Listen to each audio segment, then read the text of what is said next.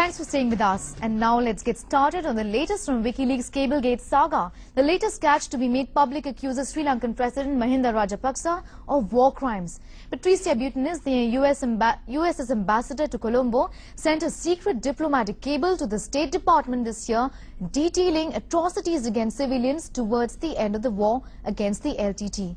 Here are the details.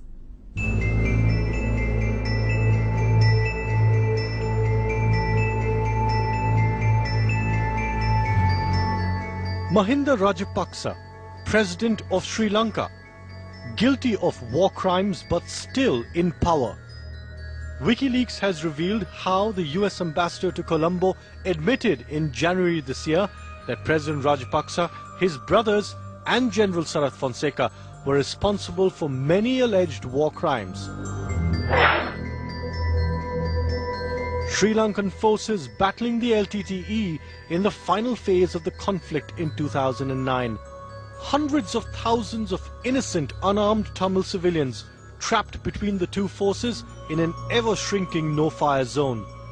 As the hours passed, international aid organizations claimed over 150,000 Tamil civilians remained trapped when the government forces broke through the final barriers.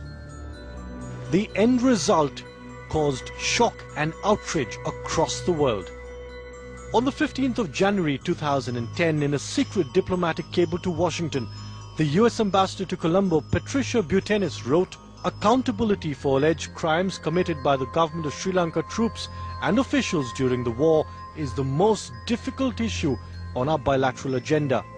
She noted, in Sri Lanka, responsibility for many of the alleged crimes rests with the country's senior civilian and military leadership, including President Rajapaksa and his brothers and opposition candidate General Fonseca. But the most damaging part of her report was the admission that the official terror and victimization of Sri Lanka's Tamils didn't just end with the war. Ambassador Butenis wrote, "Tamil leaders with whom we spoke in Colombo, Jaffna and elsewhere said now was not the time, and that pushing hard on the issue of war crimes accountability would make them vulnerable."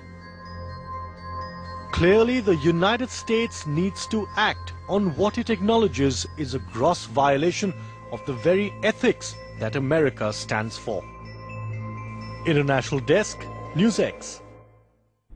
And staying on this story, shortly before Sri Lanka declared victory last year, aid organizations estimated that close to 150,000 Tamil civilians remained trapped in the war zone. The army said 70,000 of them had escaped. The key to the fate of the other 80,000 may lie in the chilling words from Sri Lankan's Foreign Secretary in this exclusive interview to NewsX's Royden D'Souza shortly before Sri Lanka declared victory against the LTTE.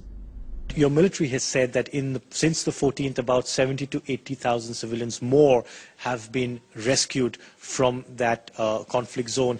Can you tell us whether there were any possibilities of any civilians being left behind in the conflict zone in the last hours of battle? We don't believe so. Every civilian who could walk, run or swim or float even came across to the government side over the last 2 or 3 days. We have got a large number of civilians under our care at the moment, and we're very confident that all the civilians have come across.